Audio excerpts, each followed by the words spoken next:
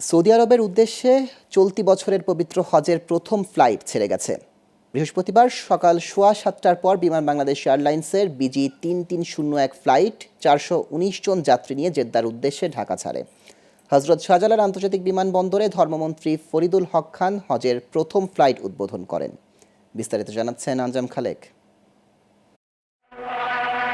শুরু হলো চলতি মৌসুমের হজ ফ্লাইট। বৃহস্পতিবার সকাল 7:20 হজরত শাহজালাল আন্তর্জাতিক বিমানবন্দর থেকে জেদ্দার উদ্দেশ্যে 419 হজযাত্রী নিয়ে যাত্রা শুরু করে প্রথম ফ্লাইটটি। আমাদের খুব ভালো লাগতেছে। আমাদের কোনো কাজে কোনো ব্যাঘাত ঘটে নাই। ইনশাল্লাহ সকল কাজ এই পর্যন্ত ভালোভাবে হয়েছে। খুব সুন্দর পরিবেশ, আমাদের কোনো সমস্যা হয় নাই, আমরা সুন্দরভাবে আসতে পারছি। এ সময় দেশ ও জাতির মঙ্গল কামনার পাশাপাশি ইসরায়েলি আগ্রাসনের শিকার ফিলিস্তিনিদের জন্য আল্লাহর দরবারে দোয়া চাইবেন বলে জানান হজযাত্রীরা। দেশ জাতি সারা পৃথিবী যত মুসলমান আছে এহকাল এবং পরকাল সবার জন্য আল্লাহ এ দোয়া কবুল করি না। যারা ফিলিস্তিনিদের উপরে আগ্রাসন চালাচ্ছে তাদের মুক্তির জন্য সেই পূর্ণময় আল্লাহর কাছে আমরা দোয়া করব।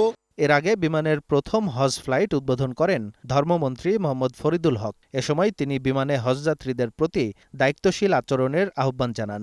সম্মানিত হজযাত্রীগণ কোনোরূপ অসহায়ত্ব বোধ না করে কিংবা অস্বস্তিতে না ভেঙে পড়ে সেদিক কিন্তু দৃষ্টি রাখতে হবে।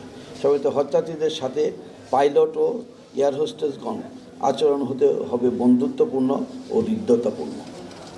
আপনারা নিশ্চয়ই অবগত আছেন, আমাদের দেশের সম্মানিত হজযাত্রীদের অনেকেই আছেন যারা তিল তিল করে জমানো সঞ্চয় দিয়ে হজ করে থাকেন। তাদের আবেগ অনুভূতিকে সম্মান দেখাতে হবে।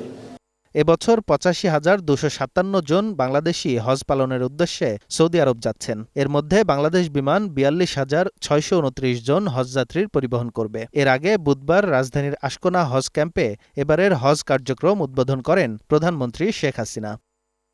আঞ্জাম খালেক, গ্লোবাল টেলিভিশন, ঢাকা।